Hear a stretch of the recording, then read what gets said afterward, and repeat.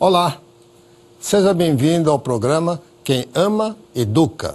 Como sempre, no primeiro bloco eu falo sobre um assunto e no segundo bloco eu respondo e-mails.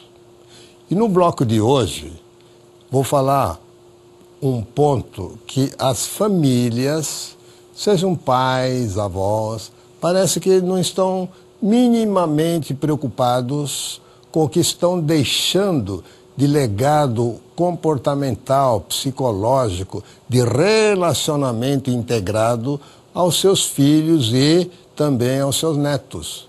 Eu incluo os avós porque eles têm importante participação na educação dos netos.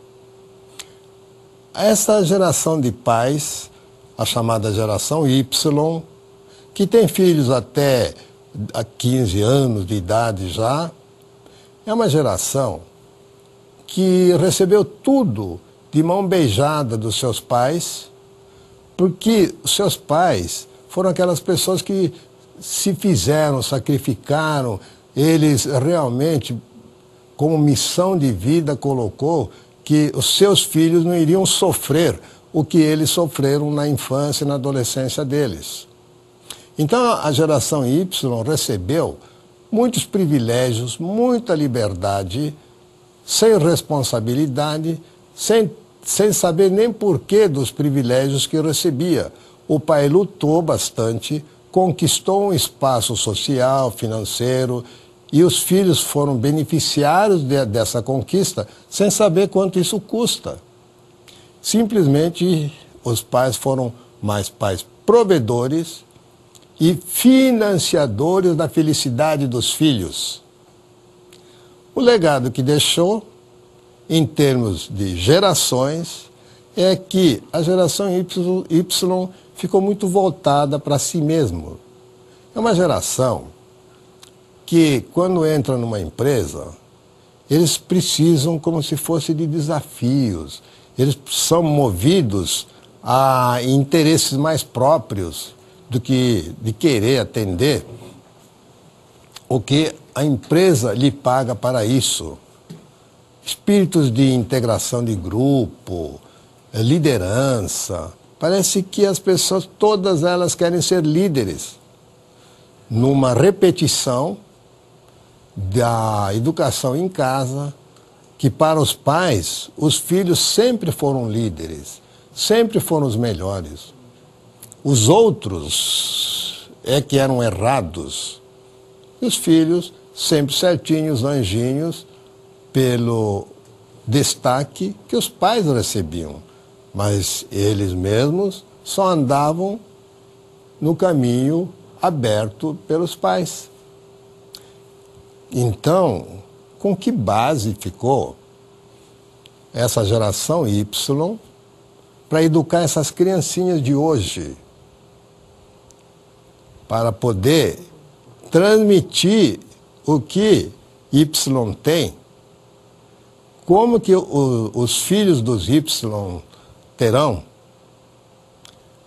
em si como valor para conquistar, para buscar, principalmente porque a figura dos pais já não são provedores únicos. Os avós estão ajudando a sustentar. Nos momentos mais difíceis, nas situações críticas, num hospital, no pagamento de um curso extra, numa viagem, numa festa, sabe? Então, de repente, os netos são beneficiários ainda da generosidade dos avós e de pais que não ensinam a relação custo-benefício, a meritocracia, os valores como respeito ao próximo, a gratidão. Gratidão é um sentimento de reconhecimento que alguém lhe fez algo muito bom. As crianças não têm gratidão. Não pedem licença. Entram, já vão falando, achando que é dono do mercado e vão embora e nem sabe o que o povo estava fazendo antes deles chegarem. Portanto, nós estamos deixando uma espécie de legado ou uma herança maldita, porque os netos não estão aprendendo a serem sustentáveis, ou seja, não só receber e estragar, é receber, conservar e passar para outro, para deixar o mundo tão bonito como estava quando eles chegaram. É quando a criança chega em casa, a casa está bem arrumada, ele passa pela casa e aí a casa fica uma bagunça. Ele passa por uma empresa, deixa a empresa bagunçada. Passa pelo planeta Terra, deixa o planeta bagunçado. Então, os generosos, avós, os egoístas, Y, não estão dando condição para essa geração conectada já, multiplugada, geração M, não estão deixando um legado de valores. Valores não são simplesmente valores que uma pessoa entende. Deve integrar esses valores na sua personalidade. E não importa o momento, eles têm que aplicar. Por exemplo, esses avós vão ficar velhos, não vão morrer tão cedo. Vai levar mais tempo, porque a longevidade chegou. Os pais os Y, ainda estão na luta de se estabelecer, de fazer a sua história. E aí, cabe aos netos também cuidar dos avós. O que a gente percebe hoje é que essa geração M não respeita os pais e muito menos os avós. Então, esses avós que foram de prover, na velhice, eles vão, provavelmente, o corpo ficar muito mais fraco do que suas próprias cabeças. Suas mentes poderão ser ágeis, mas o corpo não vai reagir. Alguém vai ter que ajudar esse corpo a tomar sol. Vai levar o vovô para tomar sol. Só que como eles não têm o cuidado, o respeito, a gratidão, a importância do relacionamento para com os avós, eles levam o avô ao sol e depois vão embora. E quem vai recolher esses avós? Às vezes eles serão esquecidos ao sol. Se imaginou uma geração que criou, desenvolveu, proveu, mas não educou os Ys, então se sacrificou por causa dos filhos, se sacrificou por causa dos netos, e agora na velhice vai ser esquecida ao sol, se estorricando no sol, e depois tiritando de frio no sereno da madrugada. Não é justo isso. Então é preciso que na herança os pais comecem a cobrar o entrosamento, a gratidão, o com licença, sabe? Para que, o por favor, para que os filhos comecem a perceber a existência do outro. Nunca houve tanto bullying, que é falta de respeito com quem não pode se defender. O bullying é uma agressão covarde, sem ética, de uma pessoa forte em relação a uma outra mais fraca, que domina, judia, extorque, bate, explora o mais fraco. E o vovô vai estar na condição de mais fraco. E o que vai interessar ao jovem? Uma pessoa que já não vai mais retornar e simplesmente vai dar mais trabalho. Então, na cabeça do jovem, acha muito natural, se pôs ao sol, alguém que vai recolher, e não serão eles. Então, nós temos que pensar realmente se os filhos, pela prática, eles entendem e praticam os valores que vão fazer eles próprios melhores do que são, já na sua própria geração. Pedir com licença, por favor, agradecer, olhar nos olhos das pessoas e usar da empatia. Porque as pessoas que só olham na telinha não sentem emoção relacional. A emoção relacional é uma sensação que nós temos de perceber o que o outro está sentindo. Se a gente na internet não gosta, a gente desliga. Apaga aquela pessoa do nosso relacionamento e pronto. Só que vidas humanas, de fato, principalmente avós, não podemos apagar desse jeito. Preste bastante atenção. Quando você se dirigir ao seu filho, se você não está sendo como o filho demonstra. Filhos que são agressivos entre si, é porque aprenderam com os pais que no relacionamento afetivo entra a agressão e não o respeito. Se o pai entra e fala, é porque eu quero e ponto, não está ensinando a empatia, está impondo a sua vontade. Não fez o filho entender o porquê. Porque quando um filho entende o porquê e passa a praticar, passa um valor dele.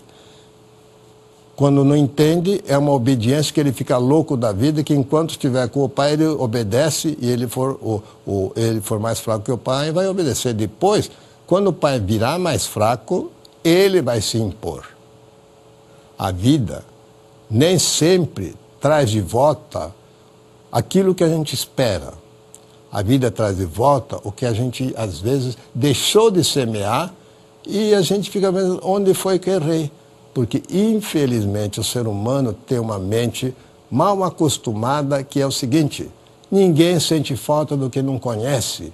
Se não conhece essa educação, acha que fez bem, o melhor possível, quando na realidade errou muito ao não educar de fato, com valores, os seus filhos e netos, tá bom? Até já para o segundo bloco.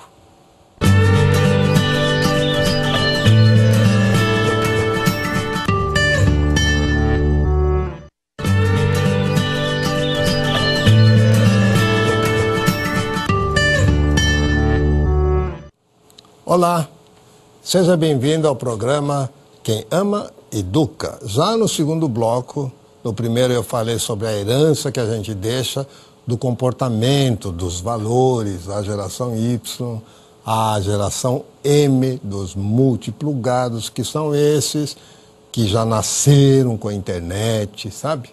E agora vou responder e-mails.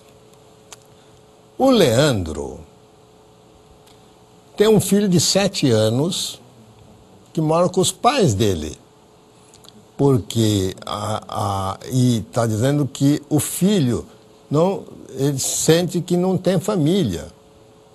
Porque ele e a ex-esposa dele, cada um dos pais casou e tem novos filhos, enquanto o filho dos dois, entre si, está morando com os avós dos pais. Ele é um candidato, o filho é um candidato a um psicólogo? Não é dessa maneira que vocês têm que pensar. Porque se vocês pensam dessa maneira, vocês estão oficializando que esse filho não tem pai, não tem mãe, tem avós e então o filho está na mão de cuidadores, mas não dos pais, e vai agora para psicólogo, depois vai para uma outra pessoa, tudo para fazer das outras pessoas a sua família. O filho não tem que entender nada. Ele está entendendo a realidade. Não tem pai, não tem mãe. Gente, não é assim que se faz. Olha, vocês são ex-cônjuges, mas ambos são pai e mãe de um filho. Então, quando o filho nasceu, vocês adquiriram uma responsabilidade para o resto da vida. Filho é para sempre. Não tem essa agora de cuidar só do filho do novo casamento. Vocês dois, pai e mãe, que história é essa? Bota filho no mundo para os outros cuidarem. Não é assim, não. Provavelmente, este filho não é psicólogo que vai resolver, não. Quem vai resolver são vocês. Vocês têm que arrumar um jeito de colocar o seu filho na casa com os seus filhos, com a nova mulher. Você agora deve ter 27 anos, né? O filho tem 7 anos, então 28 talvez. Com 20 anos foi o que você teve. Agora tem outra mulher e outros filhos. Aí você vai separar dessa mulher e essa mulher vai casar outra vez com outra pessoa. Você vai deixar com os seus avós os novos filhos? Você ficou louco. A sua esposa ficou louca, ex-esposa ficou louca. Filhos não se desfaz dessa maneira. Não pode fazer isso. Depois vai reclamar que usa drogas, que ninguém consegue fazer nada com ele, né? Receba na sua casa. Não importa se não tem um lugar próprio, abre uma caminha que quando ele chegar, aquela cama é dele. Tem uma gaveta que aquela gaveta é dele. Só assim ele vai sentir que tem um lugar que é dele, que está com o pai. Um lugar que é dele, que está com a mãe. Não é só você não, a mãe também. Não tem essa de deixar um filho com os avós e ficar como se nem tivesse esse filho e falar, ai, coitado, ele não está se sentindo em família. Mas não é família, não é para sentir, ele é normal, vocês que estão errados. Presta atenção, foi bom que você escreveu, porque isso que eu falo vale para a maioria dos pais que deixam os filhos com outras pessoas e só cuidam da nova mulher com os novos filhos.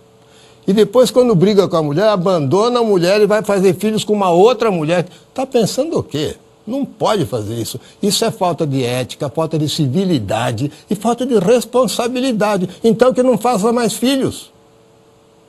Porque o juiz, na hora da herança, vai incluir este filho igualzinho aos outros filhos.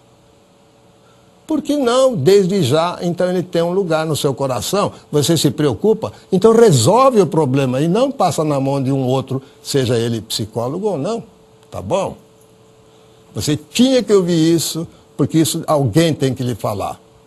Se não for eu, você vai aprender com a vida.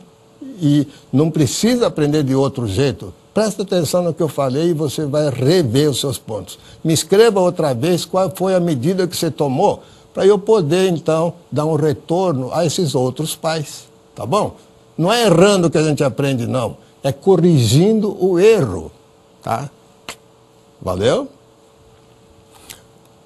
A Érica está dizendo assim, que o comportamento de um aluno pode o professor castigar a sala inteira? Depende. Se os alunos se unem e passam a ser coniventes e não diz quem fez a transgressão, então a classe inteira vai sim. Por que não? Porque as pessoas, próprios alunos, não podem defender os transgressores. Porque hoje na política a transgressão é muito grande. Só que o que fazem? Fazem a panelinha e todos ficam pagando, e o povo paga aquele sacrifício de não ter educação, não ter o que precisa, o bombeiro mal pago, a polícia mal paga, etc. Cada um tem que se virar como pode, não é assim, tá bom? A Adriana tem 2 filhos de 9 e 18 anos. Ela trabalha há 14 anos numa empresa, recebeu uma proposta melhor, está preocupada se de repente ela ficar sem emprego, o que acontece, né? Porque nenhum emprego novo é garantia. Antes de fazer essa mudança, tem uma provisão, uma reserva. Se você ficar desempregada, quanto tempo você vai levar para arrumar um novo emprego? Você deve estar na faixa dos 40, 40 e poucos anos, e não é fácil uma mulher com filhos arrumar emprego nessa faixa de idade, mas também não precisa ficar se escravizando no emprego só porque não encontra outro. Faça uma reserva para sustentar vocês durante um bom tempo.